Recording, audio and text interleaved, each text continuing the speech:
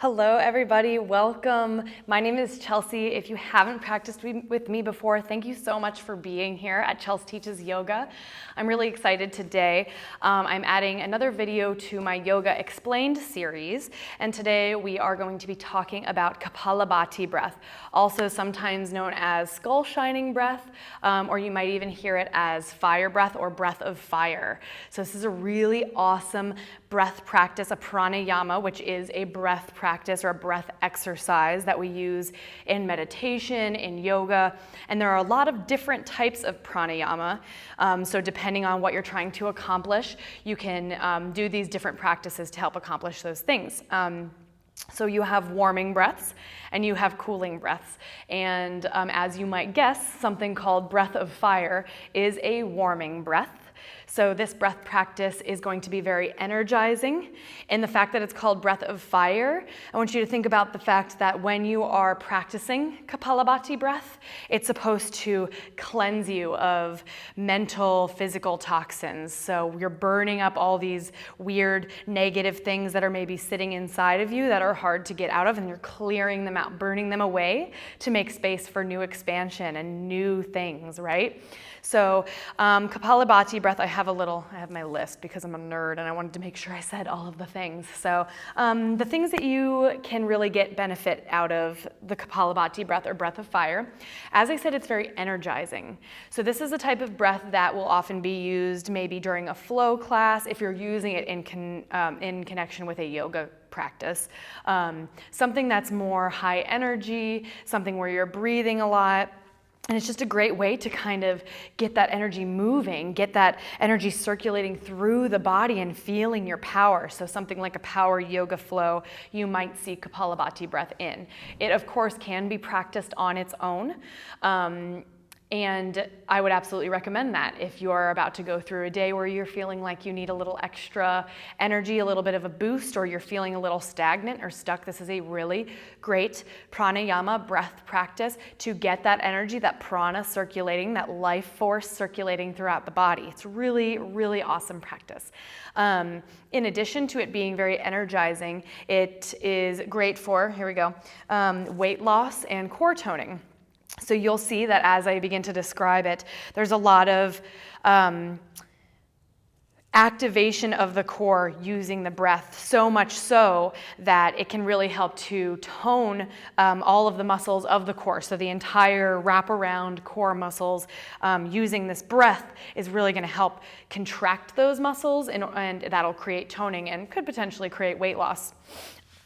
It'll help you with mental clarity. So that's one of the things when it comes to that fire breath, that burning away of other stuff. If you're feeling kind of groggy or stagnant, using this breath practice can create some more of that clarity. It oxygenates the body, oxygenates the blood, which leads to a better clarity of the mind, more focus, and better really activity of the body in general. So again, using it is going to oxygenate the blood a lot, which is really great for all of your organs, all of your limbs. It's just keeping you really healthy and working well. So blood circulation, that's what I was just saying, moving the blood through the body, which will give you energy as well as just like keeping everything in tip-top shape. Stress relief. So a lot of times cooling breaths, I think, will be used for, slower paced yoga classes or even the end of a yoga class when everybody's kind of cooling down. And those are very stress relieving, but this one can be as well, because again, it's that idea of that fire, that moving out of things that are no longer needed to make space for things that we do want, that we do need in our life. So stress relief, it can definitely help with that. If you're feeling stressed, taking a moment to sit and practice this breath is so great. So I'll go ahead and describe it now. So Kapalabhati breath, skull shining breath or breath of fire, at its most basic would be a passive inhale and a forceful exhale. Okay, so what I mean by that is the inhale, as we practice Kapalabhati breath, the inhale is just going to happen as we breathe. The exhale is forceful, so we have to create a force as we exhale. And that force is done through the nose, so our mouth is closed during Kapalabhati breath, and as we exhale forcefully through the nose, our belly snaps back. So it's okay, so it's almost like, let's say if you were gonna cough, okay? So take a moment to just put your hand on your belly and cough, like, do you feel how that pulls the belly back forcefully, right? So it's that same thing, except instead of with your mouth open and coughing out, it's forcing the air through the nostrils instead. So hand comes to the belly, and see if you can just get that same sensation of, except, okay? And we do that repeatedly. And as we do that repeatedly, the inhale just kind of happens. We don't have to really think about it or force anything. It's just going to come as we continue to forcefully exhale, okay? So for example, it would look something like this.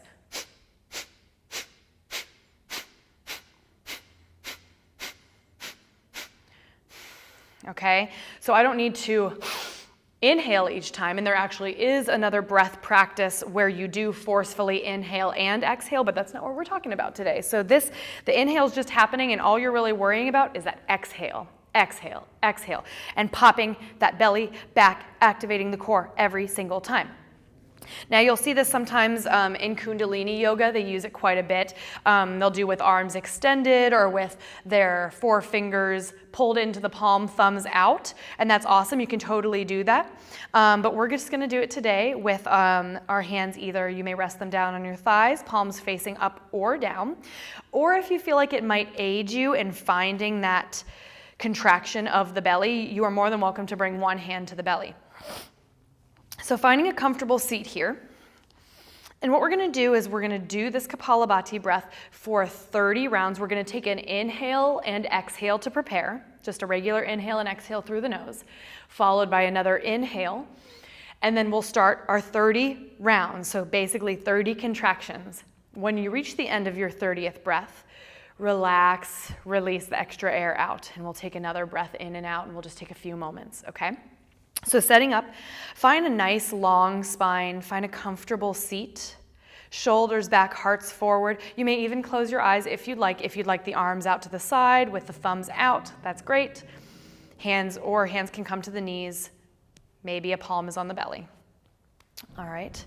Letting your chin just drop slightly towards your chest, maybe gaze down at the tip of your nose, or as I said, you may close your eyes. We'll take a breath in and out to prepare.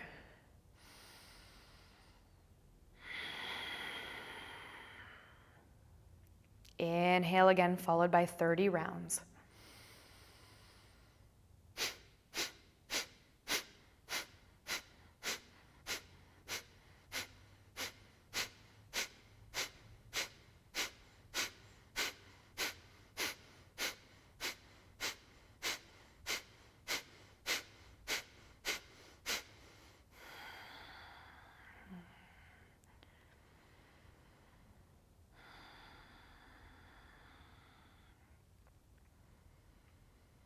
Just let go, closing the eyes if they weren't already closed.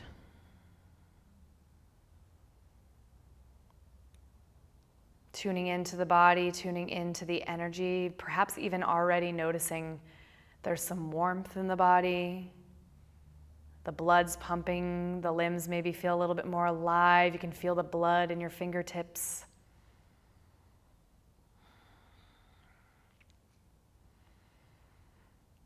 And we're going to take it for one more round of 30, starting with that preparatory inhale and exhale.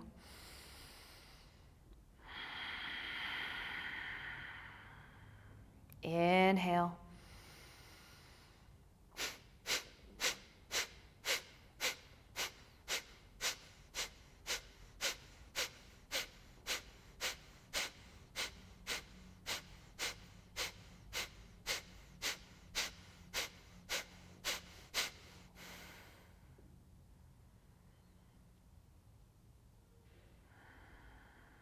Returning to your normal breath.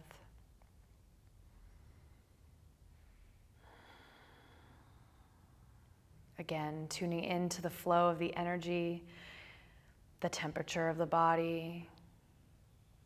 Allow your mind to be at ease.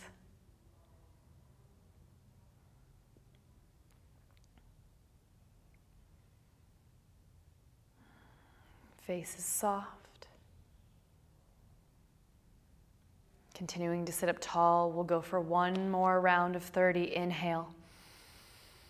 Exhale.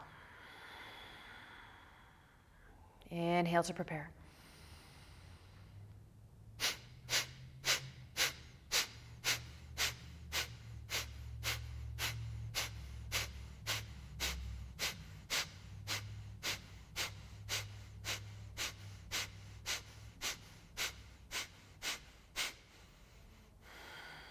Let it go.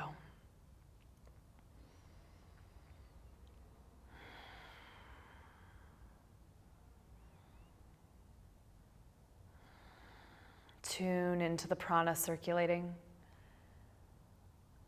all the way from the base of the spine, swirling around through the torso, up through the chest, the neck, up into the head, and all the way out the crown of your head.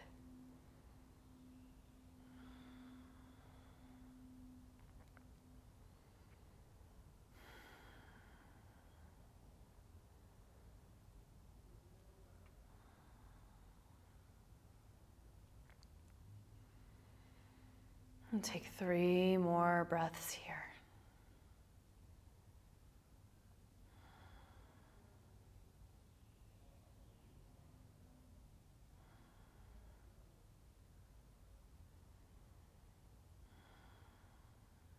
Gently open up the eyes. How do you feel? I love that breath practice. I just feel so alive and kind of in tune with my body. I can just feel the energy, the blood moving. And I do feel just really refreshed. I hope you feel refreshed too. So I hope you enjoyed this video. I hope you find yourself adding Kapalabhati breath into your practice again, perhaps in the midst of a yoga class or during your yoga practice, your asana practice, or simply on its own. When you wake up in the morning, it's a really great way to just rise and shine, get yourself invigorated, ready for the day, getting that energy moving. The only thing I would caution against with this breath practice, and honestly, a lot of pranayama techniques, I wouldn't do it if you have just eaten, especially this one, because we're doing that bounce back, that contraction of the belly, and it can absolutely make you feel sick if you've done it just after eating or even drinking a lot. So I'd recommend doing this and really most pranayama practices on an empty stomach. I hope you enjoyed this video. I hope you feel that it helped you and you learned something. Remember to like and subscribe, share with your friends, and let me know in the comments what other types of things you'd like to see in the Yoga Explained series, and I will try to oblige. Also head over to my website, chelsteachesyoga.com. If you sign up for my email list, I am sending out a totally free Goddess Flow yoga class, and that's a lot of fun. It's all about embodying Shakti, embodying your feminine power, and embodying the goddess that you are. So head over to chelsteachesyoga.com and sign up for the Goddess Yoga Flow class, totally free and not available on YouTube. All right, thank you guys so much for practicing. I hope you have an amazing day. Namaste.